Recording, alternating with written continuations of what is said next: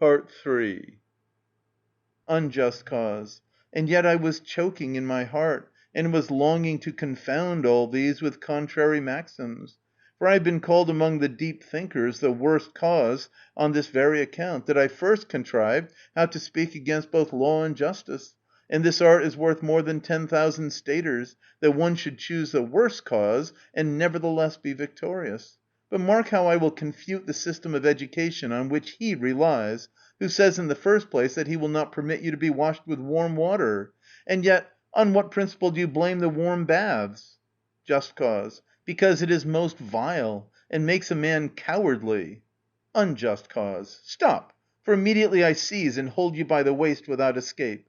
Come, tell me, which of the sons of Jupiter do you deem to have been the bravest in soul, and to have undergone most labors? Just cause. I consider no man superior to Hercules. Unjust cause. Where, pray, did you ever see cold Herculean baths? And yet who was more valiant than he? Just cause. These are the very things which make the bath full of youths always chattering all day long, but the palæstras empty. Unjust cause. You next find fault with their living in the marketplace, but I commend it. For if it had been bad, Homer would never have been for representing Nestor as an orator. Nor all the other wise men. I will return then from thence to the tongue, which this fellow says our youths ought not to exercise, while I maintain they should. And again, he says they ought to be modest, two very great evils. For tell me, to whom you have ever seen any good accrue through modesty, and confute me by your words? Just cause. To many. Peleus at any rate received his sword on account of it. Unjust cause. A sword? Marry, he got a pretty piece of luck, the poor wretch. While Hyperbolus, he of the lamps, got more than many talents by his villainy, but by Jupiter no sword. Just cause. And Peleus married Thetis too, through his modesty. Unjust cause. And then she went off and left him, for he was not lustful, nor an agreeable bedfellow to spend the night with. Now, a woman delights in being wantonly treated, but you are an old dotard. For, to Pheidippides, consider, O youth, all that attaches to modesty, and of how many pleasures you are about to be deprived, of women, of games at Cotybus, of dainties, of drinking bouts, of giggling. And yet, what is life worth to you if you be deprived of these enjoyments? Well, I will pass from thence to the necessities of our nature. You have gone astray, you have fallen in love, you have been guilty of some adultery, and then have been caught. You are undone, for you are unable to speak.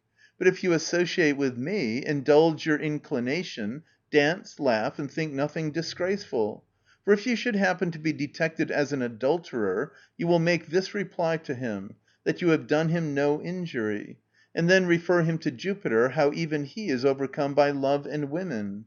And yet how could you, who are a mortal, have greater power than a god? Just cause. But what if he should suffer the radish through obeying you, and be depilated with hot ashes?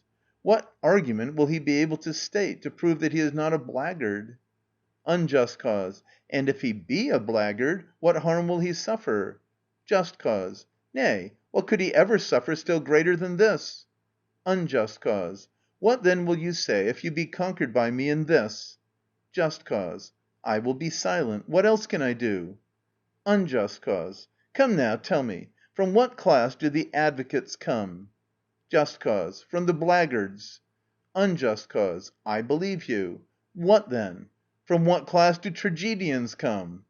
Just cause. From the blackguards. Unjust cause. You say well. But from what class do the public orators come? Just cause. From the blackguards. Unjust cause. Then have you perceived that you say nothing to the purpose? And look which class among the audience is the more numerous. Just cause. Well, now, I'm looking. Unjust cause. What then do you see? Just cause. By the gods! The blackguards to be far more numerous. This fellow at any rate I know, and him yonder, and this fellow with the long hair. Unjust cause. What then will you say? Just cause. We are conquered. Ye blackguards, by the gods, receive my cloak, for I desert to you. Exeunt the two causes, and re-enter Socrates and Strepsiades. Socrates. What then? Whether do you wish to take and lead away this your son, or shall I teach him to speak? STREPSIADES. Teach him and chastise him, and remember that you train him properly. On the one side able for petty suits, but train his other jaw able for the more important causes. SOCRATES. Make yourself easy. You shall receive him back a clever sophist. STREPSIADES. Nay, rather, pale and wretched. [Exeunt Socrates, Strepsiades, and Pheidippides.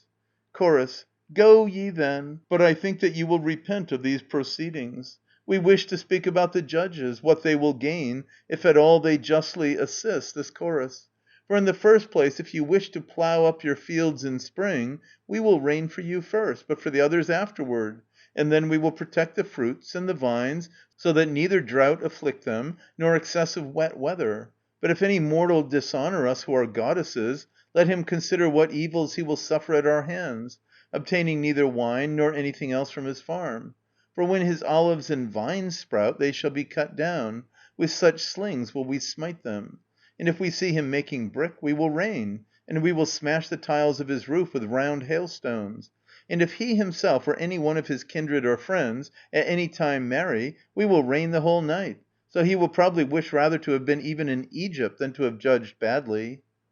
Enter Strepsiades with a meal sack on his shoulder. STREPSIADES. The fifth, the fourth, the third, after this the second, and then of all the days I most fear and dread and abominate, immediately after this there is the old and new. For every one to whom I happen to be indebted swears and says he will ruin and destroy me, having made his deposits against me. Though I only ask what is moderate and just. My good sir, one part don't take just now, the other part put off, I pray, and the other part remit. They say that thus they will never get back their money, but abuse me as I am unjust, and say they will go to law with me. Now therefore let them go to law, for it little concerns me if Pheidippides has learned to speak well. I shall soon know by knocking at the thinking shop. Knocks at the door. Boy! I say, boy! Boy! Enter Socrates. SOCRATES. Good morning, Strepsiades. STREPSIADES. The same to you. But first accept this present, for one ought to compliment the teacher with a fee. And tell me about my son, if he has learned that cause which you have just now brought forward. SOCRATES. He has learned it. STREPSIADES. Well done, O fraud, all-powerful queen. SOCRATES. So that you can get clear off from whatever suit you please. STREPSIADES. Even if witnesses were present when I borrowed the money? SOCRATES. Yea, much more, even if 1,000 be present. STREPSIADES. Then I will shout with a very loud shout. Ho! Weep, you petty usurers, both you and your principals and your compound interests, for you can no longer do me any harm, because such a son is being reared for me in this house, shining with a double-edged tongue, for my guardian, the preserver of my house, a mischief to my enemies, ending the sadness of the great woes of his father. Him do thou run and summon from within to me. Socrates goes into the house. O child, O son, come forth from the house. Hear your father. Re-enter Socrates, leading in Pheidippides. Socrates. Lo, here is the man. Strepsiades. Oh, my dear, my dear. Socrates. Take your son and depart. Exit Socrates. Strepsiades. Oh, my child. Huzzah, huzzah! How I am delighted at the first sight of your complexion. Now, indeed, you are, in the first place, negative and disputatious to look at, and this fashion native to the place plainly appears, the what do you say? And the seeming to be injured when I well know you are injuring and inflicting a wrong, and in your countenance there is the Attic look. Now therefore see that you save me, since you have also ruined me. Pheidippides. What, pray, do you fear? Strepsiades. The old and new. Pheidippides. Why, is any day old and new? Strepsiades. Yes, on which they say that they will make their deposits against me. Pheidippides. Then those that have made them will lose them, for it is not possible that 2 days can be 1 day. Strepsiades. Can not it? Pheidippides. Certainly not, unless the same woman can be both old and young at the same time. Strepsiades. And yet it is the law. Pheidippides. For they do not, I think, rightly understand what the law means. Strepsiades. And what does it mean? Pheidippides. The ancient Solon was by nature the common's friend. STREPSIADES. This surely is nothing whatever to the old and new. PHIDIPPIDES. He therefore made the summons for 2 days, for the old and new, that the deposits might be made on the first of the month. STREPSIADES. Why, pray, did he add the old day? PHIDIPPIDES. In order, my good sir, that the defendants, being present a day before, might compromise the matter of their own accord, but if not, that they might be worried on the morning of the new moon. STREPSIADES. Why then do the magistrates not receive the deposits on the new moon, but on the old and new? PHIDIPPIDES. They seem to me to do what the forestallers do. In order that they may appreciate the deposits as soon as possible, on this account they have the first pick by 1 day. STREPSIADES (turning to the audience). Bravo! Ye wretches, why do you sit senseless, the gain of us wise men, being blocks, ciphers, mere sheep, jars heaped together? Wherefore I must sing an encomium upon myself and this my son, on account of our good fortune. O happy Strepsiades, how wise you are yourself, and how excellent is the son whom you are rearing! My friends and fellow tribesmen will say of me, envying me, when you prove victorious in arguing causes. But first I wish to lead you in and entertain you. [Exeunt Strepsiades and Phidippides. Pasius (entering with his summons witness). Then ought a man to throw away any part of his own property? Never! But it were better then at once to put away blushes, rather than now to have trouble, since I am now dragging you to be a witness for the sake of my own money, and further, in addition to this, I shall become an enemy to my fellow tribesmen. But never while I live will I disgrace my country, but will summon Strepsiades. STREPSIADES from within. Who's there? Pasias. For the old and new. STREPSIADES. I call you to witness that he has named it for 2 days. For what matter do you summon me? Pasias. For the 12 minae which you received when you were buying the dapple gray horse. STREPSIADES. A horse? Do you not hear? I, whom you all know to hate horsemanship. Pasias. And by Jupiter, you swore by the gods too that you would repay it. STREPSIADES. Aye, by Jove. For then my Phidippides did not yet know the irrefragable argument. Pasias. And do you now intend on this account to deny the debt? STREPSIADES. Why, what good should I get else from his instruction? Pasias. And will you be willing to deny these upon oath of the gods? STREPSIADES. What gods? Pasias. Jupiter, Mercury, and Neptune. STREPSIADES. Yes, by Jupiter, and would pay down too a 3 obol piece besides to swear. Pasias. Then may you perish some day for your impudence. STREPSIADES. This man would be the better for it, if he were cleansed by rubbing with salt. Pasias. Ah me, how you deride me! STREPSIADES. He will contain 6 koi. Pasias. By great Jupiter and the gods, you certainly shall not do this to me with impunity. STREPSIADES. I like your gods amazingly, and Jupiter, sworn by, is ridiculous to the knowing ones. Pasias. You will assuredly suffer punishment some time or other for this, but answer and dismiss me whether you are going to repay me my money or not.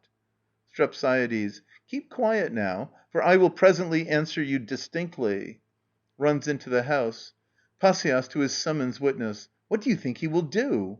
Witness. I think he will pay you. Re-enter Strepsiades with a kneading trough. STREPSIADES. Where is this man who asked me for his money? Tell me, what is this? Pasias. What is this? A kardapas. STREPSIADES. And do you then ask me for your money, being such an ignorant person? I would not pay not even an obulus to any one who called the kardope a kardapas. Pasias. Then won't you pay me? STREPSIADES. Not as far as I know. Will you not then pack off as fast as possible from my door? Pasias. I will depart, and be assured of this, that I will make deposit against you, or may I live no longer. STREPSIADES. Then you will lose it besides, in addition to your 12 minae, and yet I do not wish you to suffer this because you named the kardapas foolishly. Exeunt Pasias and witness, and enter Amenias. Amenias. Ah me! Ah me! STREPSIADES. Ha! Whoever is this? Who is lamenting? Surely it was not one of Carcinus' deities that spoke. Amenias. But why do you wish to know this, who I am, a miserable man? STREPSIADES. Then follow your own path. AMINIUS. O harsh fortune! O fates breaking the wheels of my horses! O Pallas, how you have destroyed me! STREPSIADES. What evil, pray, has Tlepolemus ever done you? AMINIUS. Do not jeer me, my friend, but order your son to pay me the money which he received, especially as I have been unfortunate. STREPSIADES. What money is this? AMINIUS. That which he borrowed. STREPSIADES. Then you were really unlucky, as I think. AMINIUS. By the gods, I fell while driving my horses. STREPSIADES. Why, pray, do you talk nonsense, as if you had fallen from an ass? AMINIUS. Do I talk nonsense if I wish to recover my money? STREPSIADES. You can't be in your senses yourself. AMINIUS. Why, pray? STREPSIADES. You appear to me to have had your brains shaken, as it were. AMINIUS. And you appear to me, by Hermes, to be going to be summoned if you will not pay me the money. STREPSIADES. Tell me now, whether you think that Jupiter always rains fresh rain on each occasion, or that the sun draws from below the same water back again. AMINIUS. I know not which, nor do I care. STREPSIADES. How then is it just that you should recover your money if you know nothing of meteorological matters? AMINIUS. Well, if you are in want, pay me the interest of my money. STREPSIADES. What sort of animal is this interest? AMINIUS. Most assuredly the money is always becoming more and more every month and every day as the time slips away. STREPSIADES. You say well. What then? Is it possible that you consider the sea to be greater now than formerly? AMINIUS. No, by Jupiter, but equal, for it is not fitting that it should be greater. STREPSIADES. And how then, you wretch, does this become no way greater, though the rivers flow into it, while you seek to increase your money? Will you not take yourself off from my house? Bring me the goad. Enter servant with a goad. AMINIUS. I call you to witness these things. STREPSIADES beating him. Go! Why do you delay? Won't you march, Mr. Bloodhorse? AMINIUS. Is not this an insult, pray? STREPSIADES. Will you move quickly? Pricks him behind with the goad. I'll lay on you, goading you behind, you outrigger. Do you fly? AMINIUS runs off. I thought I should stir you, together with your wheels and your 2-horse chariots.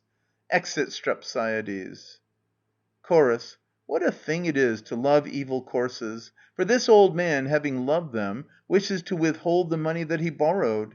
And he will certainly meet with something to-day, which will perhaps cause this sophist to suddenly receive some misfortune in return for the knaveries he has begun. For I think that he will presently find what has been long boiling up, that his son is skillful to speak opinions opposed to justice, so as to overcome all with whomsoever he holds converse, even if he advance most villainous doctrines. And perhaps his father will wish that he were even speechless. STREPSIADES running out of the house pursued by his son. Hullo, hullo! Oh, neighbors and kinsfolk and fellow tribesmen, defend me by all means, who am being beaten. Ah me, unhappy man, for my head and jaw. Wretch, do you beat your father? PHIDIPPIDES. Yes, father. STREPSIADES. You see him owning that he beats me. PHIDIPPIDES. Certainly. STREPSIADES. Oh, wretch, and parricide, and housebreaker. PHIDIPPIDES. Say the same things of me again and more. Do you know that I take pleasure in being much abused? STREPSIADES. You blackguard! PHIDIPPIDES. Sprinkle me with roses in abundance. STREPSIADES. Do you beat your father? PHIDIPPIDES. And will prove, too, by Jupiter, that I beat you with justice. STREPSIADES. O thou most rascally! Why, how can it be just to beat a father? PHIDIPPIDES. I will demonstrate it, and will overcome you in argument.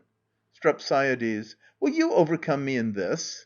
PHIDIPPIDES. Yea, by much and easily, but choose which of the 2 causes you wish to speak. STREPSIADES. Of what 2 causes? PHIDIPPIDES. The better or the worse? STREPSIADES. Marry, I did get you taught to speak against justice. By Jupiter, my friend, if you are going to persuade me of this, that it is just and honorable for a father to be beaten by his sons. PHIDIPPIDES. I think I shall certainly persuade you, so that when you have heard, not even you yourself will say anything against it. STREPSIADES. Well now, I am willing to hear what you have to say.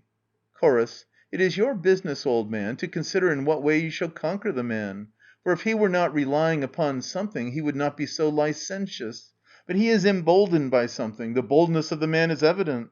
Now you ought to tell to the chorus from what the contention first arose, and this you must do by all means. Strepsiades. Well now, I will tell you from what we first began to rail at one another. After we had feasted, as you know, I first bade him take a lyre, and sing a song of Simonides, the shearing of the ram. But he immediately said it was old-fashioned to play on the lyre and sing while drinking, like a woman grinding parched barley. Pheidippides. For oughtn't you not then immediately to be beaten and trampled on, bidding me sing, just as if you were entertaining cicadae? Strepsiades. He expressed, however, such opinions then too within as he does now, and he asserted that Simonides was a bad poet. I bore it at first, with difficulty indeed, yet nevertheless I bore it. And then I bade him at least take a myrtle wreath and recite to me some portion of Aeschylus, and then he immediately said, shall I consider Aeschylus the first among the poets, full of empty sound, unpolished, bombastic, using rugged words? And hereupon you can't think how my heart panted. But nevertheless I restrained my passion and said, at least recite some passage of the more modern poets, of whatever kind these clever things be. And he immediately sang a passage of Euripides, how a brother, O averter of ill, debauched his uterine sister, and I bore it no longer, but immediately assailed him with many abusive reproaches. And then, after that, as was natural, we hurled word upon word. Then he springs upon me, and then he was wounding me and beating me and throttling me. Pheidippides. Were you not therefore justly beaten, who do not praise Euripides, the wisest of poets? Strepsiades. He, the wisest? Oh, what shall I call you? But I shall be beaten again. Pheidippides. Yes, by Jupiter, with justice. Strepsiades. Why, how with justice? Who, O shameless fellow, reared you, understanding all your wishes, when you lisped what you meant? If you said Bryn, I, understanding it, used to give you to drink. And when you asked for a mammon, I used to come to you with bread. And you used no longer to say kakan, then I used to take and carry you out of doors and hold you before me. But you now, throttling me, who was bawling and crying out, because I wanted to ease myself, had not the heart to carry me forth out of doors, you wretch, but I did it there while I was being throttled. Chorus. I fancy the hearts of the youths are panting to hear what he will say. For if after having done such things he shall persuade him by speaking, I would not take the hide of the old folks even at the price of a chickpea. It is thy business, thou author and upheaver of new words, to seek some means of persuasion, so that you shall seem to speak justly. Pheidippides. How pleasant it is to be acquainted with new and clever things, and to be able to despise the established laws. For I, when I applied my mind to horsemanship alone, used not to be able to utter 3 words before I made a mistake. But now, since he himself has made me cease from these pursuits, and I am acquainted with subtle thoughts and arguments and speculations, I think I shall demonstrate that it is just to chastise one's father. Strepsiades. Ride then, by Jupiter, since it is better for me to keep a team of 4 horses than to be killed with a beating. Pheidippides. I will pass over to that part of my discourse where you interrupted me. And first I will ask you this. Did you beat me when I was a boy? Strepsiades. I did, through goodwill and concern for you. Pheidippides. Pray tell me, is it not just that I also should be well inclined toward you in the same way, and beat you, since this is to be well inclined to give a beating? For why ought your body to be exempt from blows and mine not? And yet I too was born free. The boys weep, and do you not think it is right that a father should weep? You will say that it is ordained by law that this should be the lot of boys. But I would reply that old men are boys twice over, and that it is the more reasonable that the old should weep than the young, inasmuch as it is less just that they should err. Strepsiades. It is nowhere ordained by law that a father should suffer this. Pheidippides. Was it not then a man like you and me who first proposed this law, and by speaking persuaded the ancients? Why then is it less lawful for me also in turn to propose henceforth a new law for the sons, that they should beat their fathers in turn? But as many blows as we received before the law was made, we remit, and we concede to them our having been thrashed without return. Observe the cocks and these other animals, how they punish their fathers. And yet in what do they differ from us, except that they do not write decrees? Strepsiades. Why then, since you imitate the cocks in all things, do you not both eat dung and sleep on a perch? Pheidippides. It is not the same thing, my friend, nor would it appear so to Socrates. Strepsiades. Therefore do not beat me, otherwise you will one day blame yourself. Pheidippides. Why? How? Strepsiades. Since I am justly entitled to chastise you, and you to chastise your son, if you should have one. Pheidippides. But if I should not have one, I shall have wept for nothing, and you will die laughing at me. Strepsiades. To me, indeed, O comrades, he seems to speak justly, and I think we ought to concede to them what is fitting, for it is proper that we should weep if we do not act justly. Pheidippides. Consider still another maxim. Strepsiades. No, for I shall perish if I do. Pheidippides. And yet perhaps you will not be vexed at suffering what you now suffer. Strepsiades. How, pray? For inform me what good you will do me by this. Pheidippides. I will beat my mother, just as I have you. Strepsiades. What do you say? What do you say? This other again is a greater wickedness. Pheidippides. But what if, having the worst cause, I shall conquer you in arguing, proving that it is right to beat one's mother? Strepsiades. Most assuredly, if you do this, nothing will hinder you from casting yourself and your worst cause into the pit along with Socrates. These evils have I suffered through you, O clouds, having entrusted all my affairs to you. Chorus. Nay, rather, you are yourself the cause of these things, having turned yourself to wicked courses. Strepsiades. Why, pray, did you not tell me this then, but excited with hopes a rustic and aged man? Chorus. We always do this to him whom we perceive to be a lover of wicked courses, until we precipitate him into misfortune, so that he may learn to fear the gods.